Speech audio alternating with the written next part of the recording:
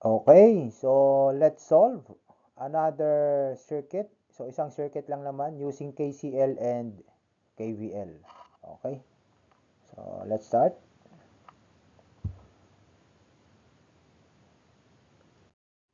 So ito yung ating magiging circuit.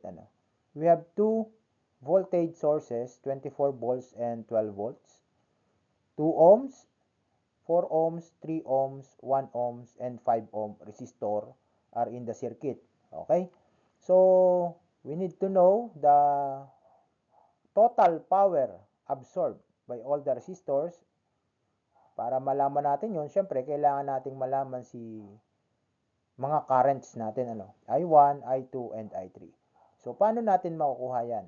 We are going to use Kirchhoff's current law and Kirchhoff's voltage law. Okay, let's start. Using KCL,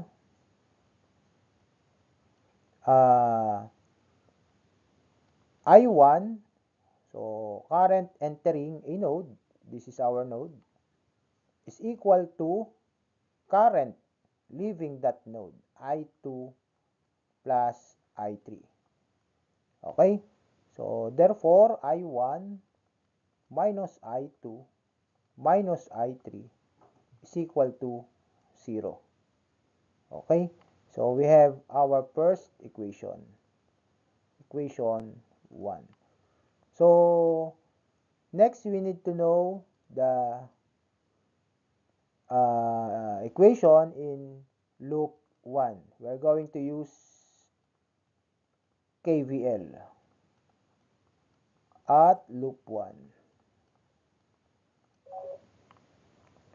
So, dito kasi, ang current flowing natin, yung sa 3 ohms, dito sa 3 ohms, ay papunta sa kaliwa, di ba? So, pumasok yung current I sub 2 natin dito.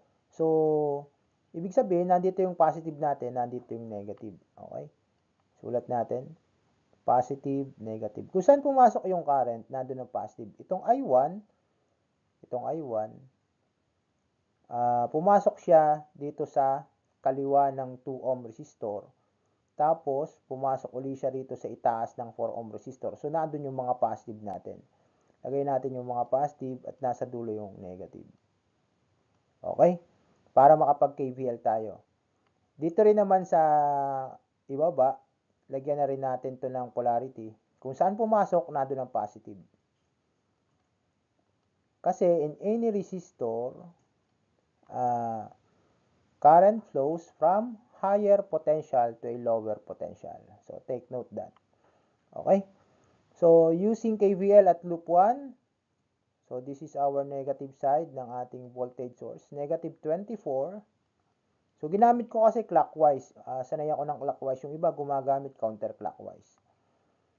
Pumasok sa positive plus voltage drop din yan. So, 2 ohms times I1. Okay? Voltage drop. 2 ohms times I1 is also a voltage. So, voltage drop ito doon sa 2 ohm resistor. Plus 4 times I1. So, this is the voltage drop in a 4 ohm resistor. Plus 3 I sub 2 na. 3 I sub 2 equal to 0. Okay, so ilipat natin si 24 volts dun sa kabila.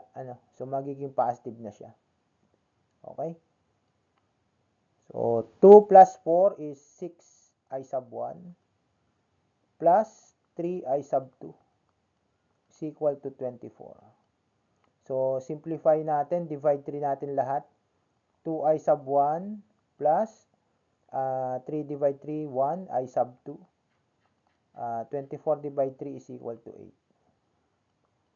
So, this is our equation 2.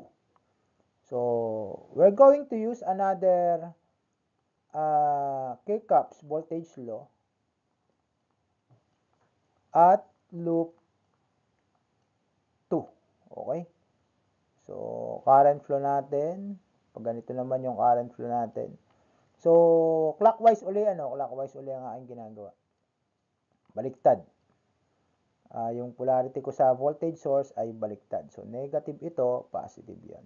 So, magsimula ulit tayo ng KVL do sa voltage source. Pumasok sa negative 12 minus 3 I sub 2. Tapos, plus 1 I sub 3. I sub 3 na lang. Plus 5 I sub 3. Equal to 0. So, therefore, ilipat natin yung 12 do sa kabila. So, this is equal to 12. Matitira dito ay 3 I sub 2, negative 3 I sub 2. 1 I sub 3 plus 5, so plus 6 I sub 3 equal to 12. Okay? So, nilipat ko lang itong 12 na to doon sa kabilang side. Okay, so divide 3 natin lahat. Negative I sub 2 plus 2 I sub 3 equal to 4. So, pwede namang hindi na i-divide kasi, so this is our equation 3. I-matrix din naman natin yan para isang pindutan na lang sa calcu.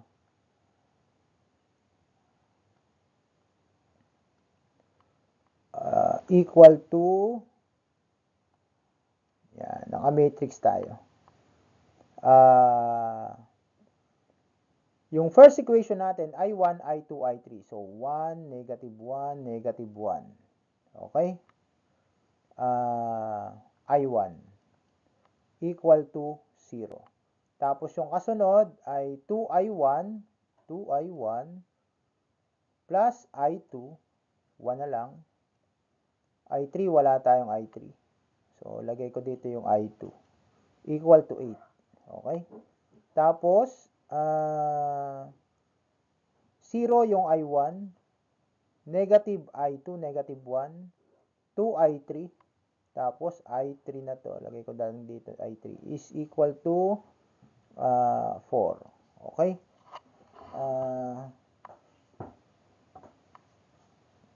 Anong magiging sagot natin dito? So, pahiin ko muna to. Papahi muna ako dito. Kasi nakuha na naman natin yung equation. So, I1, I2, I3 na lang kailangan natin. Paano ba mabilis magpahi?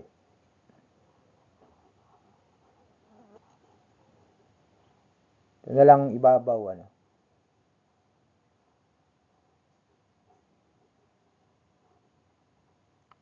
Yan. So, solve na natin si I1, I2, I3. Okay. Tingnan natin. 1, negative 1,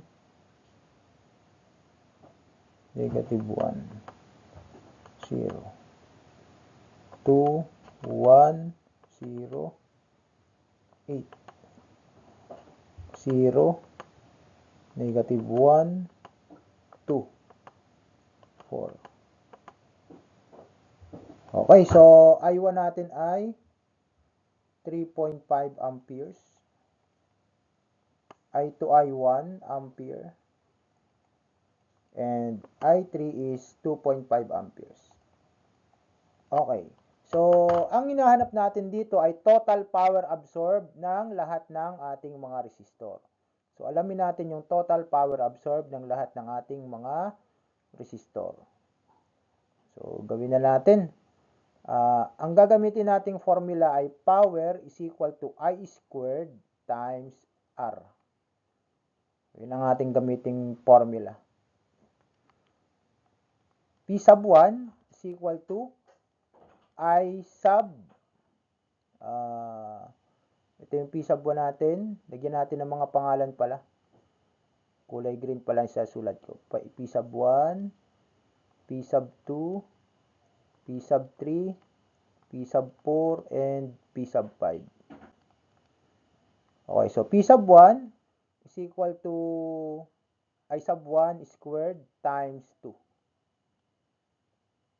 Times 2. Okay. So, I sub 1 is 3.5 squared times 2. Ilan?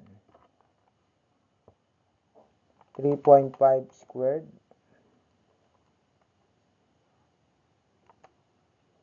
3.5 squared times 2. 24.5 watts.